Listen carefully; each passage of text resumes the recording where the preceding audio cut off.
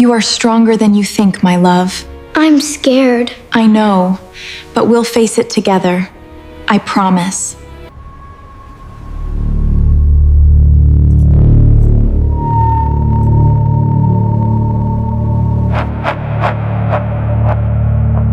We look at the paintings and we see a god. An emperor cast in bronze, eyes fixed on eternity, untouchable. But the bronze lies. It hides the sweat, the doubt, the sheer exhaustion of holding up the sky. Strip away the gold, the myth, and the blinding smoke of Austerlitz. What is left? A man. Just a boy who did his best when the whole world was tearing itself apart. He emerged from the bloody, deafening storms of the revolution. And anyone who has ever survived a storm knows the brutal truth. The man who walks out is never the same man who walked in. The scars dictate the march. The innocence is burned away, replaced by a relentless drive to build something, anything, out of the wreckage. He was not destined for divinity.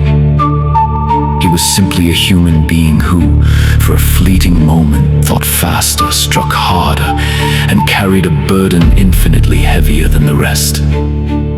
A solitary navigator steering a continent in ruins. Yet, beneath the heavy crown, the inner voice never aged.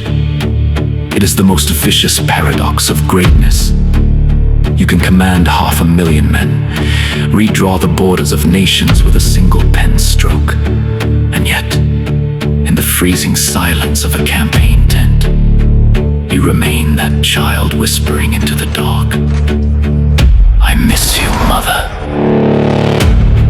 An immortal child, trapped inside the ruthless grinding machinery of an adult world, propelled by an energy he barely understood himself. He built a massive empire, yes, but he missed the future. The railway, the steam that could have united Europe through iron and coal, just as Lincoln would later do, to forge a new America. He brushed his fingers against the spark of modern technology, saw the engine, and let it slip away. He ignored the machine. The little king missed the train.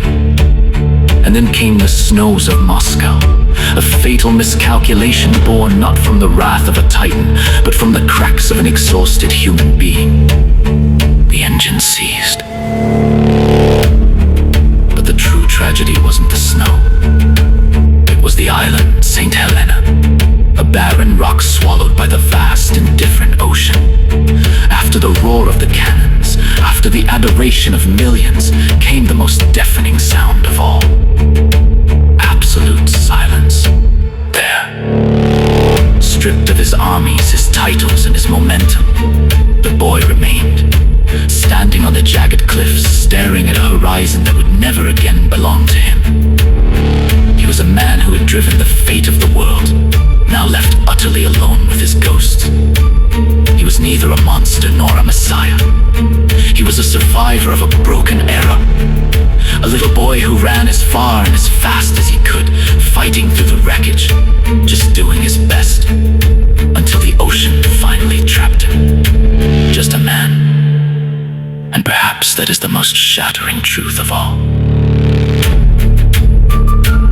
He had the hands to build pyramids from Paris to the Kremlin, but he used them only to walk. He had 600,000 lives, and all he needed was 2 lines of steel and a horse made of iron. He chose the flesh. The future chose the machine, and the snow buried the rest.